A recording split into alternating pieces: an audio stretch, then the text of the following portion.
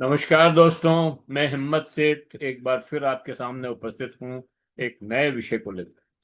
दोस्तों, पिछले 1 डेढ़ महीने से 40 दिन से लगभग जंतर मंतर पर कॉकरोच पार्टी और आइसा के बच्चों ने वहाँ धरना प्रदर्शन किया और डिमांड की कि शिक्षा व्यवस्था में परिवर्तन किया जाए। इस डिमांड का सचमुच में कितना मतलब है, वो आज हम समझने की कोशिश करेंगे। क्योंकि धर्मेंद्र प्रधान का इस्तीफा तो हो गया, लेकिन प्रहलाद जोशी भी कोई धर्मेंद्र प्रधान से कम नहीं है। वो भी उतने ही करप्ट और क्या कहना चाहिए उनके लिए, अ, इस शिक्षा व्यवस्था के हामी है। वो भी निजीकरण के हामी हैं। वो भी, उनको भी किसी और लोगों से कोई मतलब नहीं है। वो भी स्कूल और शिक्षा को बेचने के का ही धंधा करने वाले लोगों में से हैं। तो ये अच्छी बात है कि 80 सालों बाद शिक्षा के ऊपर एक इतना बड़ा आंदोलन हुआ जिसने पूरे देश को झकझोर दिया और उस पर चर्चा होने लगी है।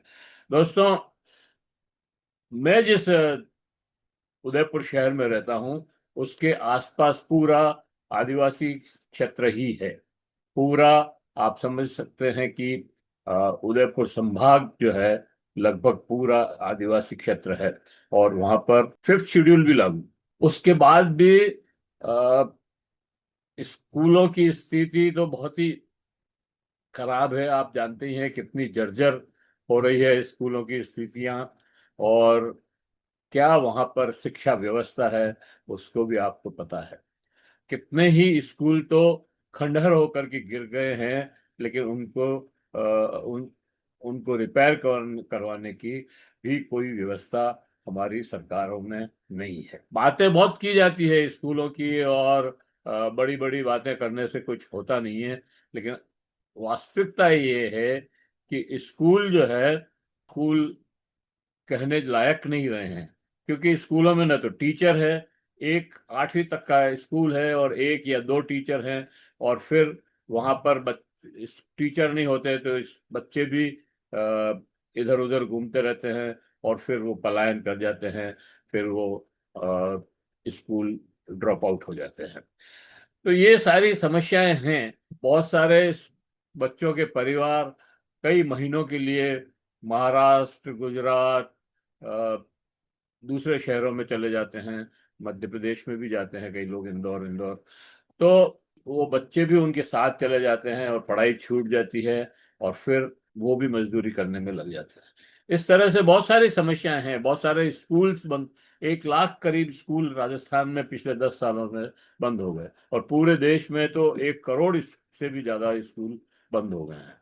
तो इन सब की किसकी जिम्मेदारी है ये सब? तो आज हम शिक्षा के ऊपर ही बात करेंगे, और विशेष तौर पर राजस्थान के संदर्भ में या आदिवासी क्षेत्र के संदर्भ में बात करेंगे। तो बात शुरू करें दोस्तों। उसके पहले मैं अपील करना चाहूंगा कि अगर आपने अभी तक भी हमारे YouTube चैनल महावीर समता संदेश को सब्सक्राइब न किया है तो सब्सक्राइब कर लें, बेल आइकन दबाना न भूलें। और जो इस सारे वीडियो को इस जंतर मंतर के प्रदर्शन और धरने के परिप्रेक्ष्य में देखना चाहिए, और उससे अंदाज लगाना चाहिए कि हमारी सरकारें किस तरह से गरीबों, मजदूरों, आदिवासियों के साथ जुल्म कर रही है, अन्याय कर रही है। आदिवासी अंचल की शिक्षा क्या स्कूल है, लेकिन शिक्षा नहीं है।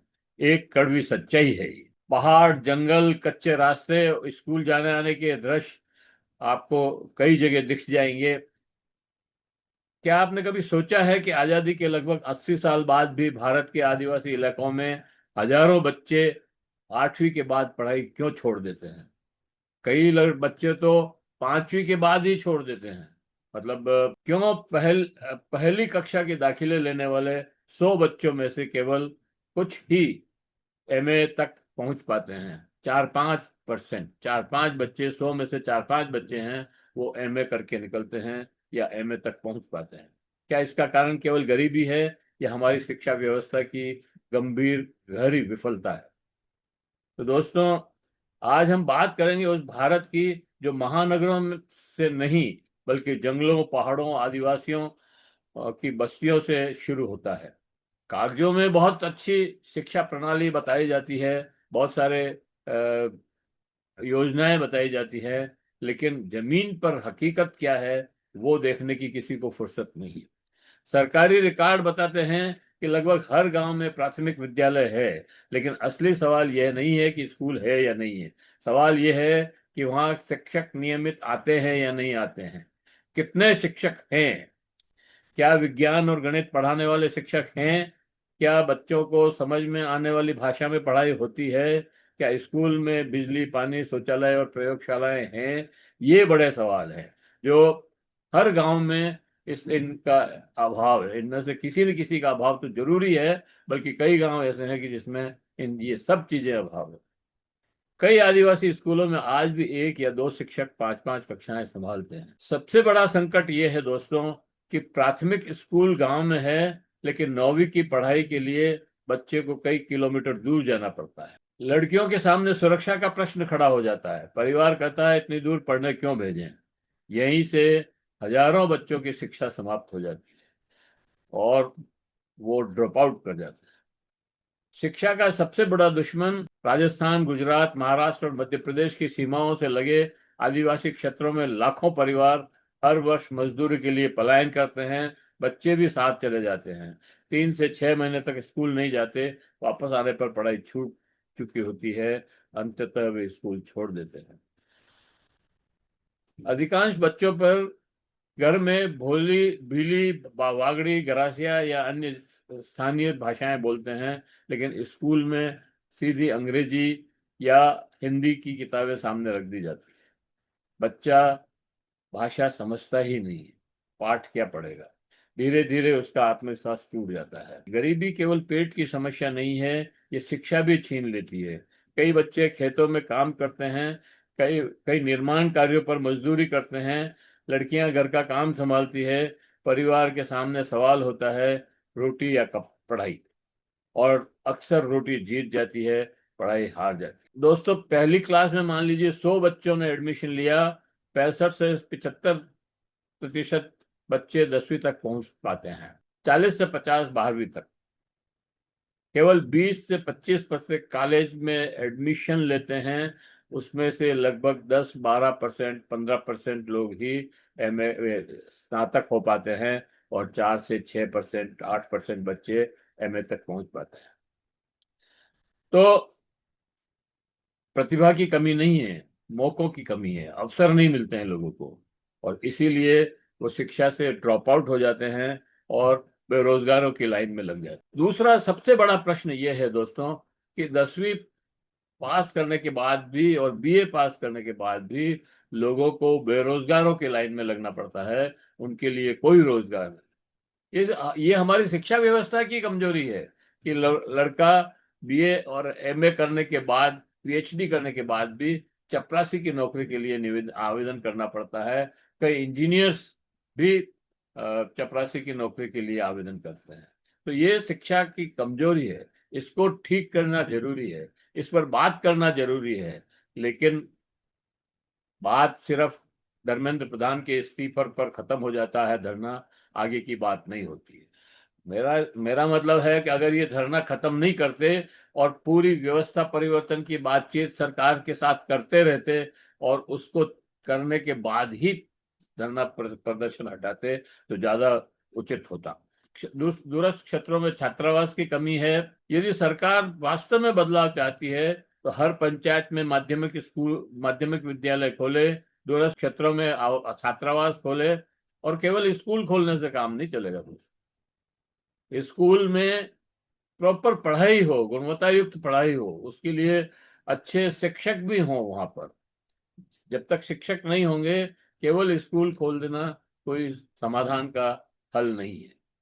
सुरक्षित परिवहन हो, बच्चे आ जा सके, जिससे विज्ञान और गणित के शिक्षक हों, स्थानीय भाषा में प्रारंभिक शिक्षा, पलायन करने वाले परिवारों के बच्चों के लिए विशेष शिक्षा व्यवस्था, कॉलेज और कौशल शिक्षा का विस्तार। सिर्फ भवन बनाकर शिक्षा नहीं सुरक्षित होगी। अच्छे शिक्षक, निरंतर पढ़ाई, सामाजिक सहयोग और भी आवश्यक है। एक और गंभीर सवाल ये है दोस्तों कि जिस पर बहुत कम चर्चा होती है कि क्या आदिवासी स्कूलों में स्कूल बढ़ रहे हैं या घट रहे हैं। पिछले कुछ वर्षों में स्कूल कंसोलिडेशन के या मर्जर के नाम पर छोटे विद्यालयों को बंद किया गया तथा उन्हें दूसरे विद्यालयों में मिला दिया गया। सरकार का तर्क है कि जहां बच्चों की संख्या कम है वहां संसाधनों को एक जगह केंद्रित करने से बेहतर शिक्षा मिलेगी, लेकिन जमीन पर तस्वीर अलग होती है। पहाड़ और जंगलों के बीच बसे गांवों में यदि पास का स्कूल बंद हो जाए तो 5-6 वर्ष के बच्चे को 3-4 या 4-5 किलोमीटर दूर भेजना कई परिवारों के लिए संभव नहीं होता है।